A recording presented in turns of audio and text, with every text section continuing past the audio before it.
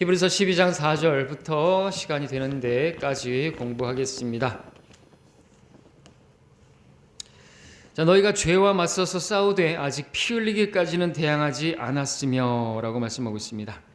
우리가 지난 시간에 봤던 것처럼 우리 믿음의 경주, 달리는 자들에 비유하면서 또 우리에게는 믿음의 창시자의 완성자이신 예수님이 앞에 계시고 꼬린 지점에 계시기 때문에 그분을 바라보고 달려야 된다. 그분을 바라보게 되면 내가 지금 당하게 된, 그리고 그 당한 가운데서 낙심하고 뭐 그런 것이 있을 수가 없다라는 것을 봤죠. 왜냐하면 내가 주님을 위해서 뭘 섬긴다 한들 주님께서 나를 위해서 행하신 그 일들은 정말 모순된 행동들이고, 그분께서는 하나님이신데 피조물들에게서 배반당하시고 도망다니시고 쫓겨다니시고 매맞으시고 채찍질 당하시고 죽임을 당하시는 것은 있을 수 없는 일이다라는 것이죠. 그러니까 내가 당한 것은 아무것도 아닌 거라는 거죠. 그 주님을 생각한다면 우리는 낙심하지 않을 수 있고 일어날 수가 있다는 것입니다. 실제적으로. 그래서 바라봐야 된다는 건 그런 의미인 거죠. 예수님을 바라본다는 거. 그리고 그 주님께서 또 내 안에 계시니까 우리가 그분을 의지한다면, 그리고 나는 할 수 없으니까 주님께 맡긴다면 하나님께서 하시면 나는 못해요. 육은 전혀 무익합니다. 육신은 십자가에 못 박아야 되겠죠. 그러지 않고서는 아무도 어떤 생명도 얻지 못하는 것이에요. 아무도 구원할 수 없어요. 복음을 전하는 것도 할 수가 없는 것이죠. 나는 못해요. 자존심 상해서 창피해서 못합니다. 내가 부인이 돼야 되죠. 나를 부인하지 않고서는 주님을 따를 수가 없는 것입니다. 자, 그러면서 4절에서 말씀하시는 것이죠. 너희가 죄와 맞서서 싸우되 아직 피 흘리기까지는 대항하지 않았으며. 여러분들 피 흘리기까지 그렇게 죄와 맞서 싸운 적이 있습니까? 우리는 그런 적이 없죠. 그러나 이 기록을 하고 있던 당시에 어떤 사람들은 그렇게 죄와 맞서 싸우는데 또 믿음으로 살아가는 데 있어서 정말 순교를 당하는 사람들도 있었고, 주님 때문에 당하는 많은 그런 고난들이 있습니다. 우린 정말 지금 행복한 것이죠. 이 나라에 태어난 것이, 지금 태어난 것이. 근데 그렇기 때문에 믿음이 시원찮으면 안 되겠죠. 그럼 하나님께서 어떤 어려움들을 허락하시는 것입니다. 매기를 풀 수 있어요. 고난을 허락할 수 있습니다. 내 믿음이 뜨뜻미지근하면 그렇게 된다는 것이죠. 그런 것들도 보면서, 그러니까 그런 것들을 허락하시는데 이제 오늘 우리가 보게 되는 것인데, 하나님께서 어떤 징계를 허락하시는 것이. 그럼 징계 받을 때 어떻게 해야 되는가? 오늘 그것을 또 이제 보여주고 있습니다. 어떤 성도는 징계를 받으면 그걸 경시 여겨요.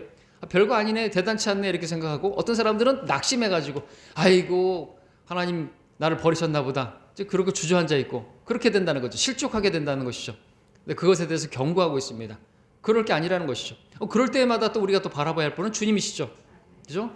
주님께서 나를 위해서 당하신 일을 생각해 보십시오. 내가 주님을 위해서 하는 일은 아무것도 아닌 것입니다.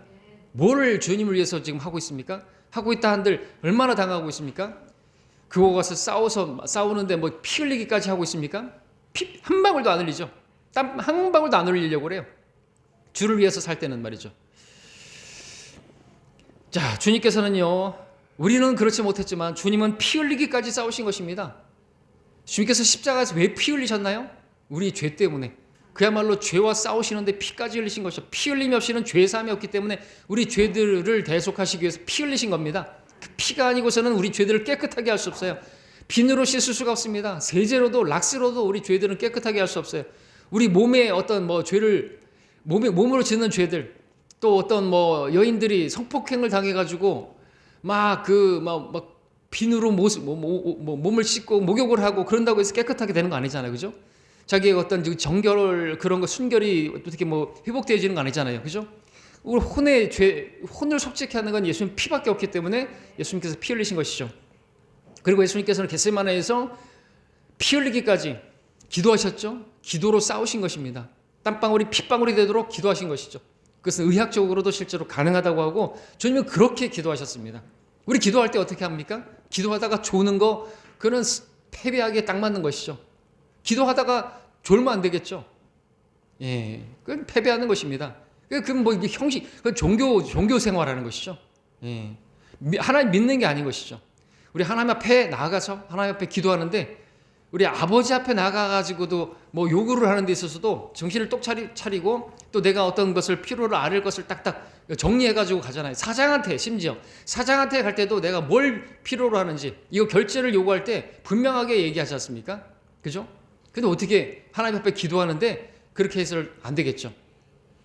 분명하게 해야 되겠죠. 구체적으로 해야 되겠죠. 그리고 간절하게 해야 되겠죠. 믿음이 없이는 하나님 앞에 나갈 수가 없겠죠. 근데 자, 우리 주님께서는 그렇게 피 흘리기까지 싸웠고요. 우리 믿음의 선배들은 그렇게 피 흘리기까지 싸웠습니다. 혹시 우리도 우리나라가 공산당이 터들어와가지고 총칼을 들이밀면서 믿음을 부인하라고 하면 여러분 어떻게 하실 것인가? 스스로 한번 이렇게 시나리오를 그려보십시오. 과연 내 지금 믿음으로 나 주님 부인해버리지 않을까? 한번 우리 생각해 봐야 되겠죠. 부인하면 믿는 게 아니죠. 그리고 상을 바라보는 것도 아니겠죠. 아이고 당장에 나 그냥 팥죽 한 그릇에 그냥 내 육신의 생명을 위해서 살아가는 사람들은 그때도 그냥 육신을 위해서 선택하겠죠. 안락함을 선택하겠죠. 무서워 총, 칼 무서워. 그러겠죠. 그러면 안 되겠죠. 예, 대통령 선거도 잘해야 되겠죠. 예, 우리나라 빨갱이들 되면 안 되겠죠. 자, 5절을 보겠습니다.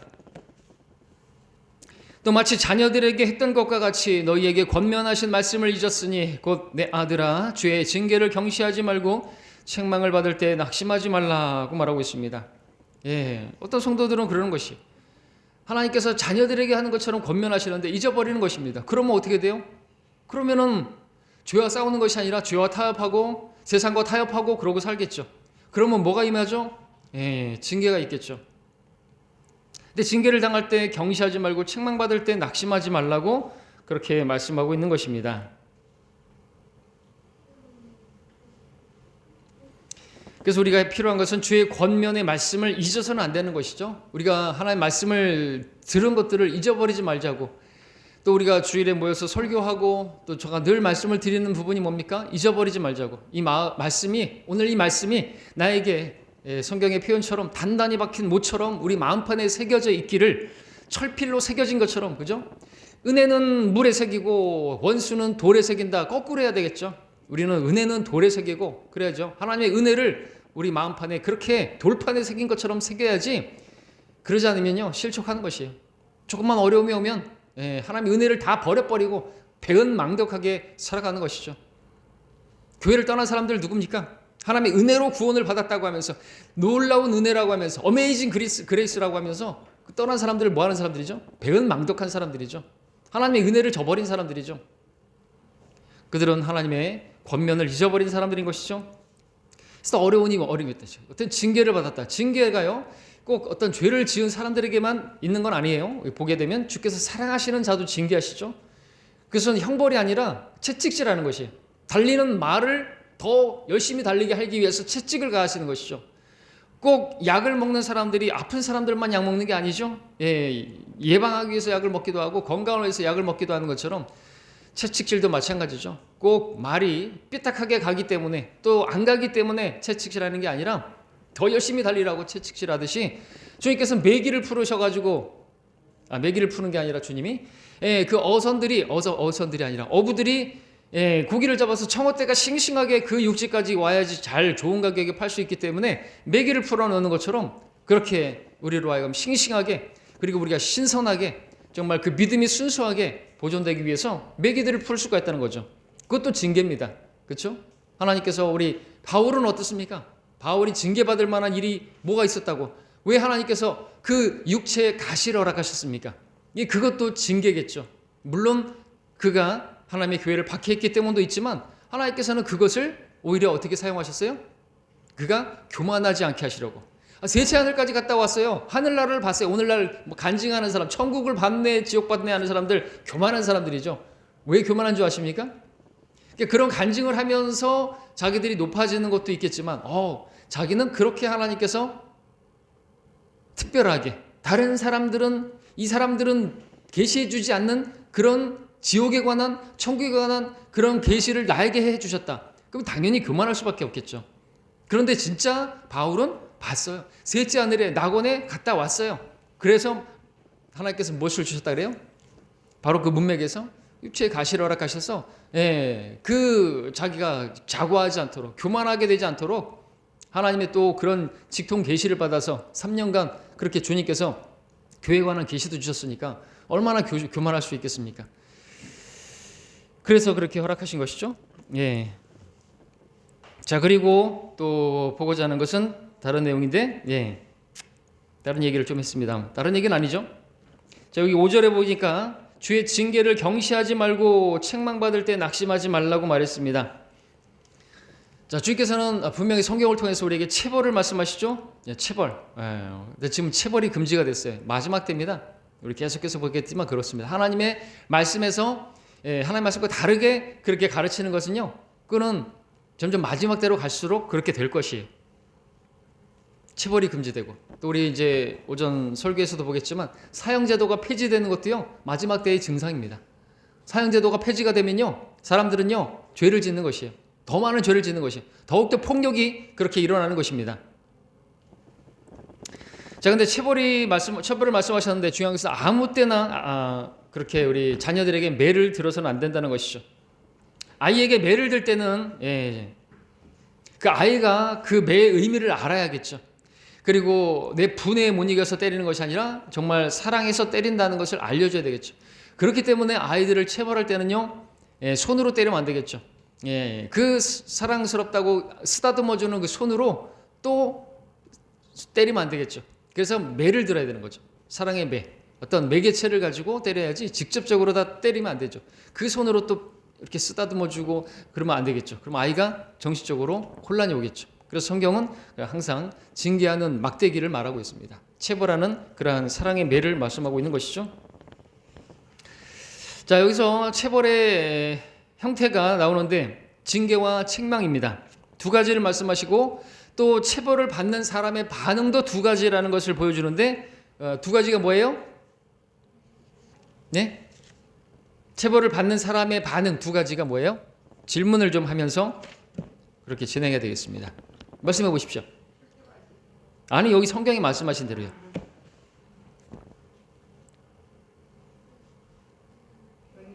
예, 그렇습니다. 두 가지 반응이죠. 주님의 책망은 징계와 그리고 책망인데 거기에 따라서 반응도 경시하는 것과 낙심하는 것이 있습니다. 경고하는 것이죠. 그러니까 경시하지 말고 낙심하지도 말라는 것입니다. 하나님께서 우리의 유익을 위해 하시는 것이고 열매를 위해서 하시는 것이니까 이런 것들을 공부해서 배워야 되겠죠. 근데 현실에서 어떤 어려움이 임하면 그냥 입이 나오고 실책하면 안 되겠죠. 그러니까 배워야 되는 것입니다. 이런 주의 권면의 말씀을 잊어버리면 안 된다는 것이죠. 경시라는 게 뭡니까? 비웃는 것을 말하는 것입니다. 하나님의 말씀에서 완고하게 입술을 내밀고 하나님께서 징계하시면 비웃는 것이죠. 오늘날 우리 아이들 좀 머리 좀 컸다고 좀 이렇게 징계를 하려고 하고 매를 들려고 하면 어떻게 하죠? 비웃죠. 또는 배째라 이런 식으로 하죠. 때리세요. 마음대로 하세요. 이런 식으로 하는 거. 그러면 안 되겠죠. 그리고 또 아주 가볍게 여기서는 안 되겠죠. 징계를 받았는데 이게 징계라는 걸 아는데 별거 아니네. 별거 아니네. 뭐 이런 거는 뭐 다른 세상 사람들도 당하는 거잖아. 뭐 이게 뭐 별거 아니구나. 대수롭지 않게 이렇게 여기지 말라는 것이죠. 왜냐하면 그 징계를 하시는 분은요, 마음이 아픈 거예요. 그리고 정말 바로잡으시기 위해서 그 징계를 하시는 건데 징계를 당하는 사람이 별거 아니네. 내가 이런 거를 죄를 짓고 또 뭐 어떤 그랬는데 이 정도밖에 안 되는구나. 그러면서 죄를 짓는 것을 우습게 여기면 또 안 되겠죠. 죄를 미워해야 되는데 하나님을 두려워하는 게 없기 때문에 그렇게 죄를 짓는 것이겠죠. 어떤 어려움을 당하게 되면 이게 징계라고 판단되어진다고 한다면 겸손하게 낮아지고 주님의 은혜를 구하고 그리고 자백하고 돌이켜야 할 목적으로 하나님께서 주시는 것인데 오히려 더 그렇게 막 나가버리면 안 되겠죠. 막 가면 안 되겠죠. 세상으로 가버리면 안 되겠죠. 반면에 낙심은 어떻습니까? 낙심은 고난에 처했을 때 하나님께서 나를 버리셨나 보다. 그렇게 하면서 낙심하는 것입니다. 낙심하고 하나님 원망하고. 근데 본문은 이 두 가지에 대해서 그러한 자세에 대해서 경고하고 있다는 것을 기억해야 되겠죠. 6절에서 말씀하십니다. 주께서 그의 사랑하시는 자를 징계하시고 그가 받으시는 아들마다 매질하시느니라고 하시는 것이라. 자, 이 말씀대로라면 우리가 어떤 죄를 지었는데 꼭 죄만은 아닙니다. 죄 때문만은 아니고 어떤 하나님께서 징계하시는 채찍이 있는데 사랑하시는 자를 징계하신다고 말씀하시죠. 그러니까 내가 근데 죄를 지었는데도 징계가 없다. 그럼 내가 하나님께서 사랑하시는 자가 아닌가? 나는 과연 구원 받았나? 조차도 의심해 볼 필요가 있겠죠. 스스로가. 아니 이런 죄를 지었는데 내가 이렇게 막 사는데도 징계가 없다. 그러면 오히려 그것 때문에 두려워해야 되겠고 낙심해야 되겠죠. 날 사랑하시지 않는가 보다. 뭐 그런 것을 구원 가지고 의심할 필요는 없겠지만, 예, 하나님께서 분명히 사랑하시는 자를 징계하신다고 말씀하시는 것이.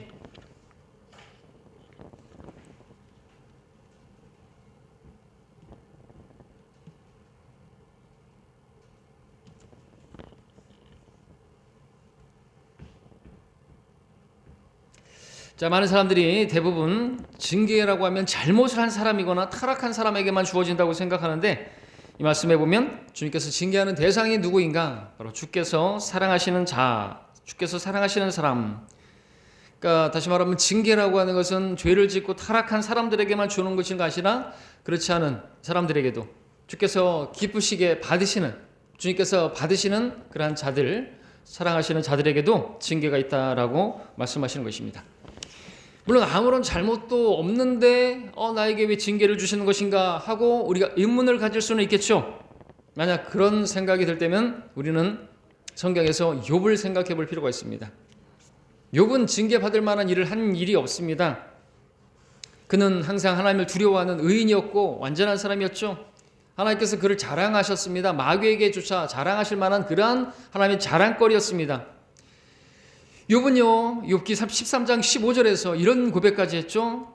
그분이 나를 죽이실지라도 나는 그분을 신뢰하리라. 놀라운 고백입니다. 개혁성경에는 어떻게 돼 있어요? 개혁성경에는 어떻게 돼 있습니까? 그분이 나를 죽이시면 내게 소망이 없으리로다. 이게 성경입니까? 욥의 고백이 그 정도밖에 안 돼요?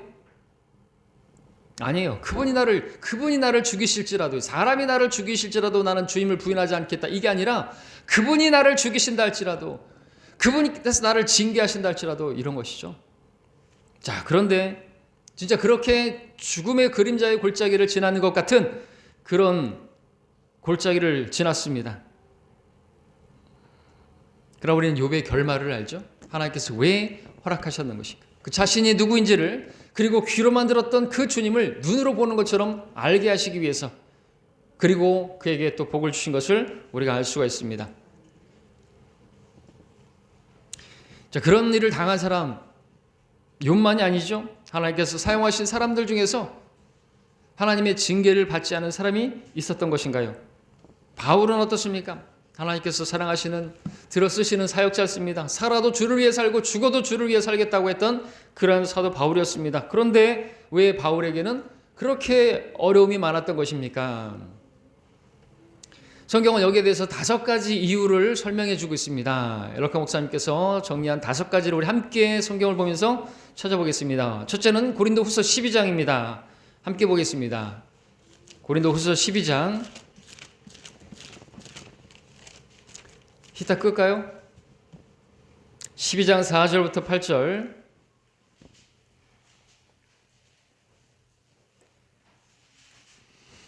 아까 말씀드렸던 것처럼 그가 낙원으로 끌려 올라가서 말로 다 설명할 수 없는 말을 들었는데 그것은 사람들에게 말하도록 허락되지 않은 것이로다.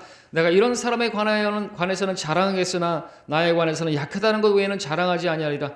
내가 설령 자랑하려고 해도 어리석은 자가 되지 않으리니 이는 내가 진실을 말하기 때문이라. 그러나 나는 어떤 사람이 나를 보는 것과 나에 관하여 들은 것 이상으로 나를 생각하지 않을까 해서 삼가노라. 지극히 위대한 계시들의 풍성함으로 인하여 내가 자고하지 않도록 육체의 한 가시 즉 사탄의 저 사자를 내게 주셨으니 그가 나를 쳐서 자고하지 못하게 하려 함이라. 이를 위하여 3번이나 내게 그것을 내게서 제거해달라고 주께 간구하였는데 주께서 내게 말씀하시기를 내 은혜가 내게 충분하도다. 이렇게 말씀하시는 우리가 이 말씀을 알고 있죠.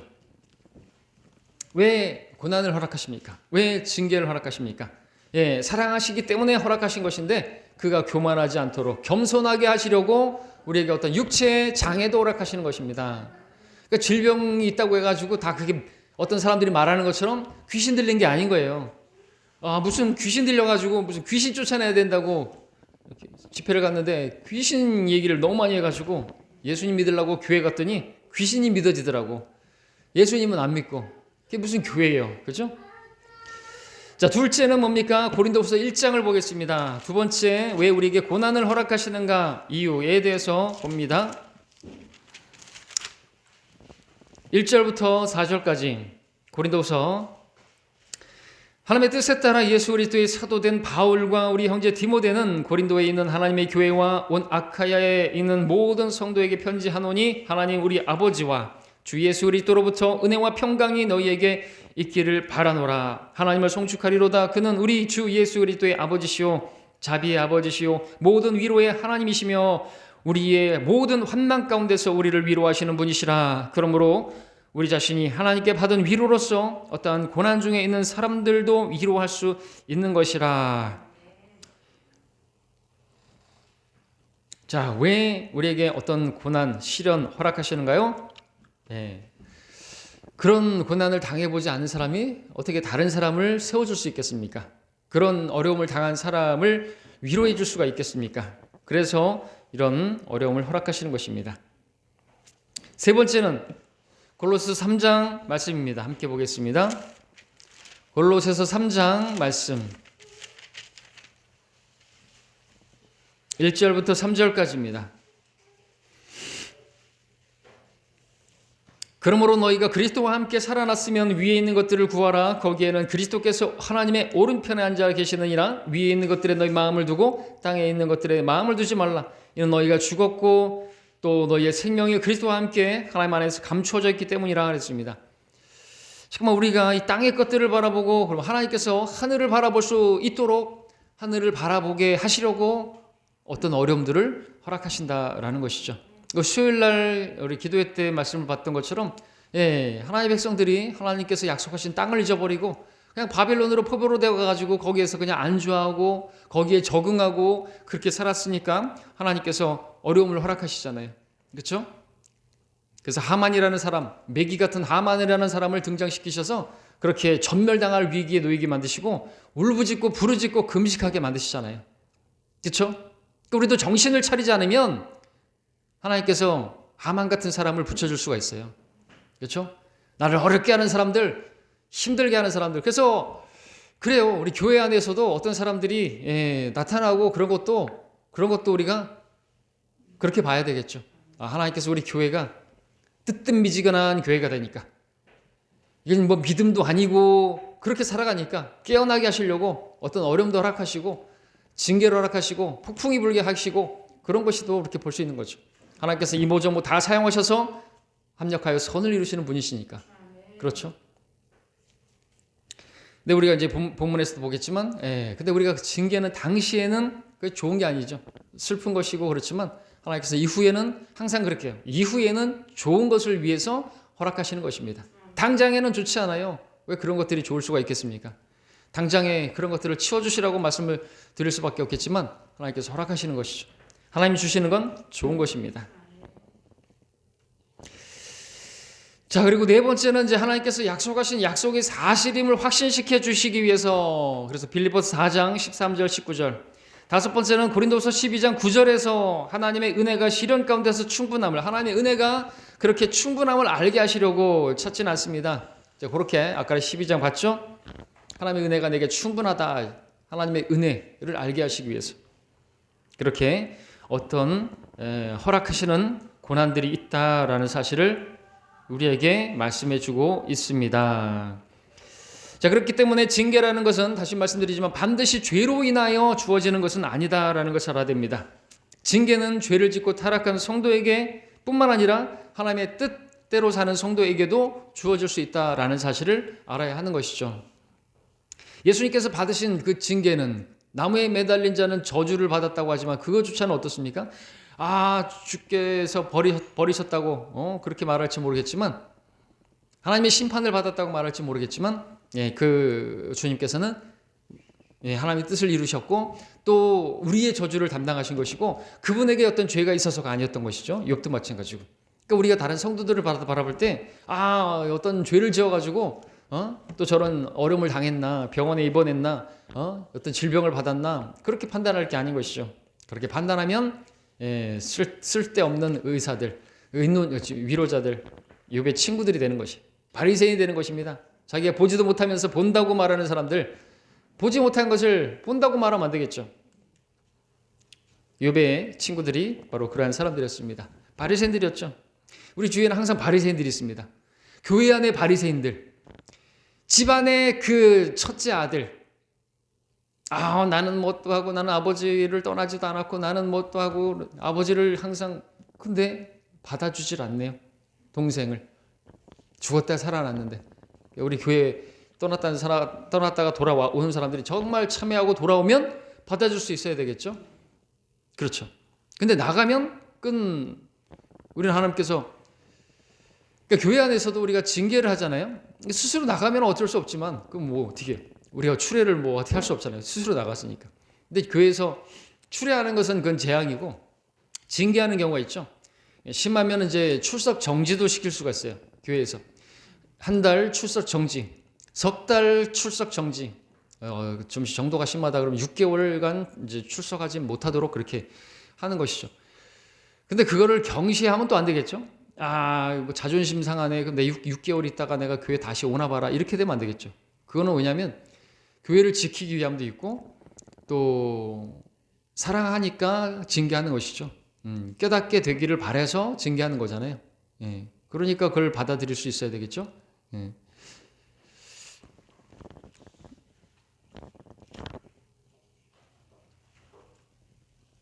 자, 그 다음 우리가 넘어가서 보겠습니다. 우리 어디까지 봤습니까? 히브리서 다시 돌아와서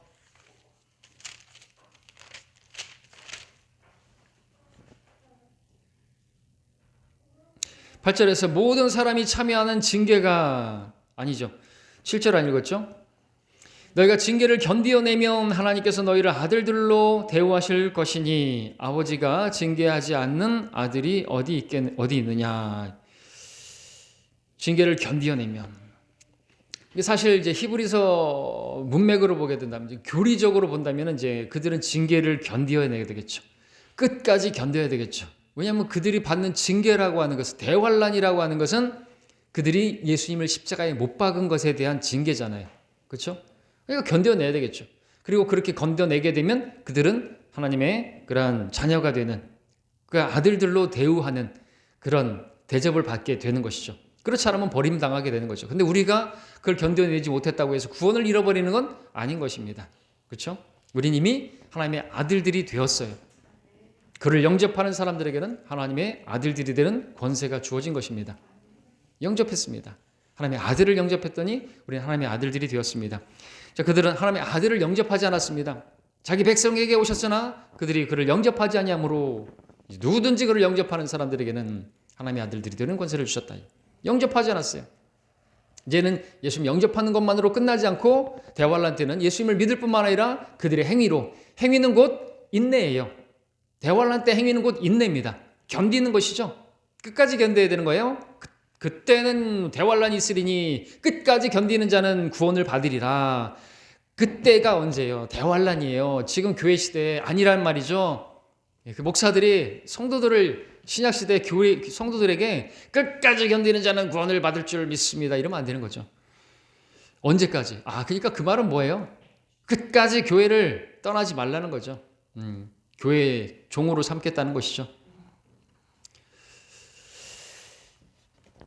자, 우리 그 다음에 계속해서 볼 것은 8절이죠. 이제 보겠습니다. 모든 사람들이 참여하는 징계를 너희가 받지 않는다면 너희는 사생하여 친아들이 아니니라 말씀하고 있습니다. 하나님께서 택하신 유대인들, 자, 아들인데 말이죠. 자, 우리 마찬가지. 우리 지금 이 히브리서는 특별히 12장도 그렇고 13장은 더더욱 그렇고 11장도 그렇고 우리 교회 성도들에게도 교리적으로 그대로 받아들이기에도 전혀 문제가 없는 내용들이 많이 있습니다. 그렇죠? 중첩되는 부분이 있습니다. 그래서 우리는 이것을 그대로 받아들일 수 있어요. 징계를 받는 것이에요. 징계를 당하는 것입니다. 없다면은 여러 번 말씀드렸던 것처럼 사생하라 해야죠. 친아들이 아닐 수가 있는 거죠.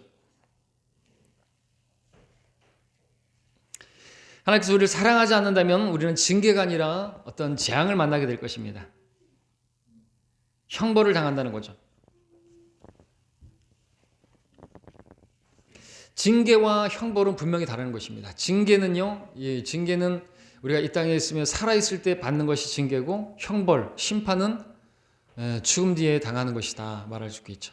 그리고 이제 죽게 되는 것이죠. 재앙을 당하면, 형벌 당하게 되면, 징계는 그 받는다고 해가지고 죽는 건 아니죠. 형벌은 죽음으로 끝나겠죠. 징계는 사랑하는 자들이 받는 것이고, 형벌은 저주받은 자들이 당하는 것입니다. 9절 보겠습니다. 또 우리 육신의 아버지가 우리를 징계하여도 존중하였거늘 영들의 아버지께는 더욱 복종하며 살아야 하지 않겠느냐. 영들의 아버지라는 독특한 표현이 나오고 있습니다. 성경 전체에서 여기만 나오고 있습니다.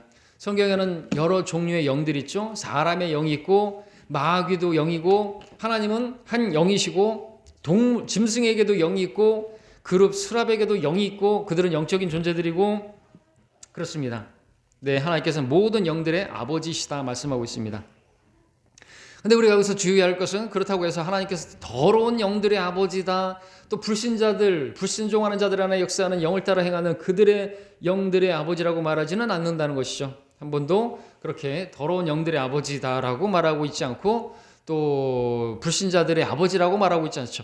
오히려 불신자들의 아버지는 뭐라고 말해요? 요한복음 8장 44절에서 너희 아비 마귀의 정욕을 따라 행하는 또한, 마귀의 마귀, 그들의 아비는. 그렇다면 이거는 뭔 말이냐? 그래서 하나님께서 영들의 아버지라는 말은 단지 그들을 창조하신 창조주라는 개념에서 그렇다는 말이다, 그렇죠? 그리고 하나님께서 결국 구원받지 않은 자들의 영도 데리고 그렇게 사람의 영은 위로 올라가고 말씀하시는데, 그 영이 떠나는 것이죠. 숨이 떠나는 것이죠. 영은 곧 숨이고 바람인데, 사람이 죽었을 때 숨을 거두셨습니다 말씀드리지만 주어가 빠졌습니다. 하나님께서 숨을 거둬가시면 그는 죽는 것이죠. 그 혼은 그 육신에 빠져나가지고, 구원받은 사람은 하늘나라라고 하고, 구원받지 못한 사람들은 지옥에 던져지게 되는 것입니다.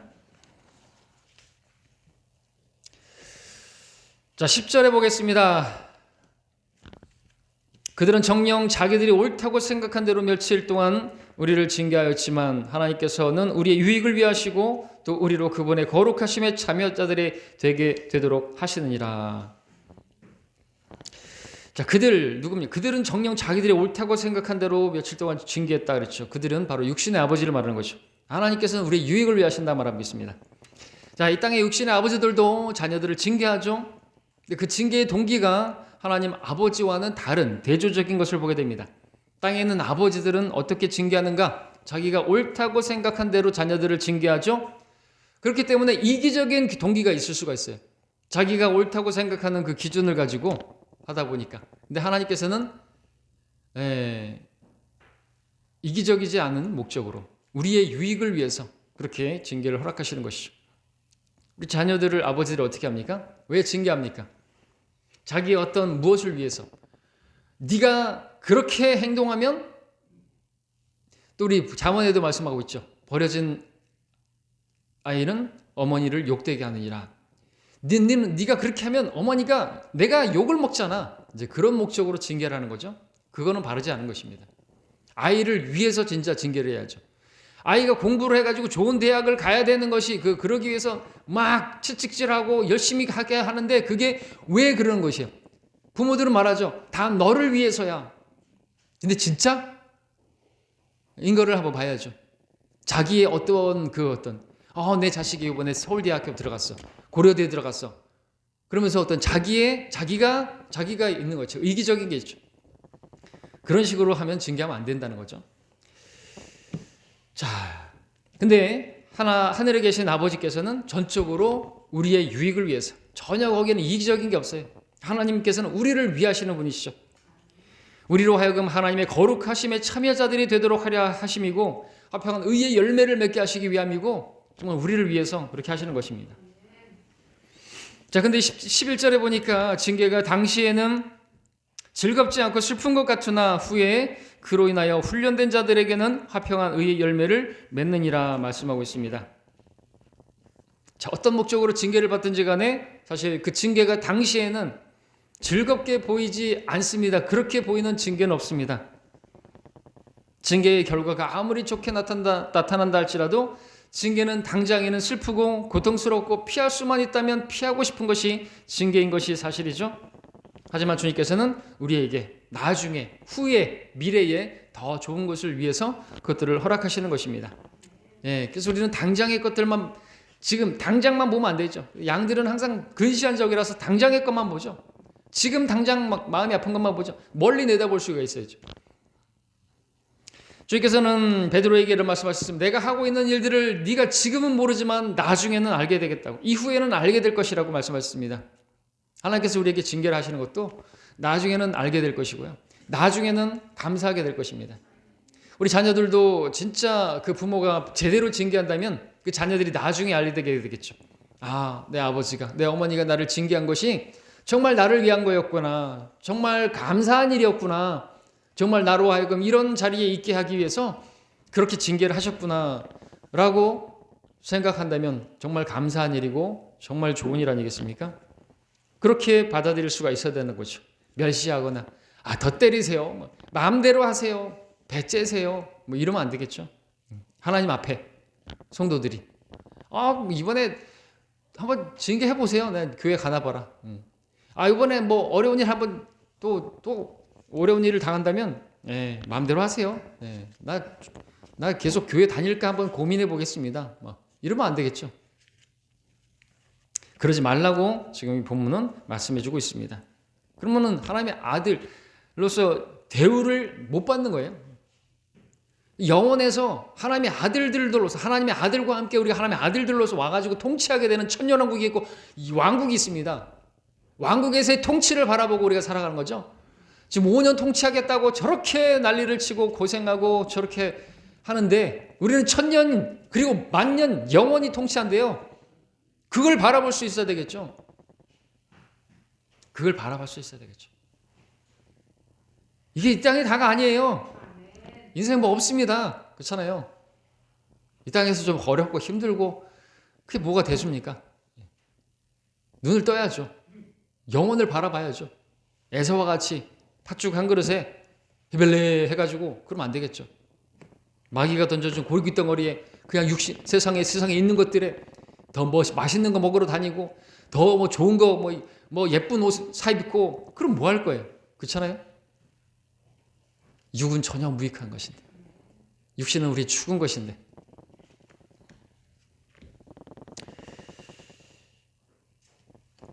자, 후에 하나님은요 항상 후불제입니다. 하나님께서 주시는 복은요 후불제예요. 당장에 주시는 게 아니에요. 고난이 없으면 영광도 없습니다. No cross, no crown이죠. 하나님께서 징계도 나중에 좋은 것을 주시기 위해서, 후에 주시기 위해서 허락하시는 것이죠. 다시 11절에 징계가 그렇게 당시에는 즐겁지 않고 슬픈 것 같으나 그 후에 그로 인하여 훈련된 자들에게 화평한 의의 열매를 맺느니라 했습니다. 자, 훈련된 자들, 그러니까 모두 징계를 받았다고 해서 다 열매를 맺는 거 아니죠? 그 훈련을 잘 통과해야 되겠죠. 낙심하고 경시하고 그러지 말아야 되겠죠. 고난과 징계를 인내로 견딘 사람들만이 열매를 맺게 되어지고 정말 하나님의 아들들로 정말 대우받을 만한 그러한 사람이 되는 것이죠. 자, 이것은 모든 세대의 모든 그리스도인들에게, 모든 성도들에게 동일하게 적용되는 영적인 원리인 것입니다. 하나님의 징계를 잘 견뎌내면요 정금같이 그렇게 단련돼서 나올 것이죠. 야고보서 1장 3절 4절에서는 이는 너희의 믿음이 시련이 인내를 만들어내는 줄 너희가 알미라. 그런 인내를 온전히 이루라. 이는 너희가 온전하고 잘 갖추어져 아무것도 부족한 것이 없게 하려 함이라 말씀하고 있습니다. 야고보서 역시나 마치고 널리 흩어져 있는 12지파 이스라엘에게 말씀, 대환란 때 그들은 그렇게 인내해야 한다는 것을 또 보게 되고요. 그렇습니다. 12절 13절까지 또 보겠습니다. 12절 13절에 그러므로 맥없이 처진 손과 쇠약한 무릎을 일으켜 세우고 너희의 발을 위하여 곧은 길을 만들어 절뚝거리는 다리로 길에서 벗어나지 않고 오히려 고침을 받게 하라. 처진 손, 쇠약한 무릎, 책망받고 낙심한 사람들의 모습이죠. 그러나 아들을 징계하시는 아버지께서는 결코 우리가 그런 모습이 되지 않기 바라시고 넘어뜨리기 위해서 그렇게 무릎 꿇고 이렇게 쩔뚝거리고 그 모습 바라보면서 좋아하시는 그런 분이 아닌 것입니다. 우리를 연단하시고 우리를 바로 세우시고 굳게 세우시기 위해서 그런 것들을 허락하시는 것이죠. 그러므로 우리가 고난이 임할 때 오히려 감사하고 연단을 위한 기회로 그렇게 여기고 그 가운데서 주님을 바라보고 앙망한다고 한다면요, 우리가 곤비하고 피곤하다 할지라도 다시 일어나게 될 것입니다. 잠언 4장 26절 27절에서는 내 발이 가는 길을 잘 살펴 내 모든 길을 굳게 세우라. 오른편이나 왼편으로 돌이키지 말고 내 발을 악에서 떠나게 하라 말씀하고 있습니다. 좌우로 치우치 않는다는 거죠.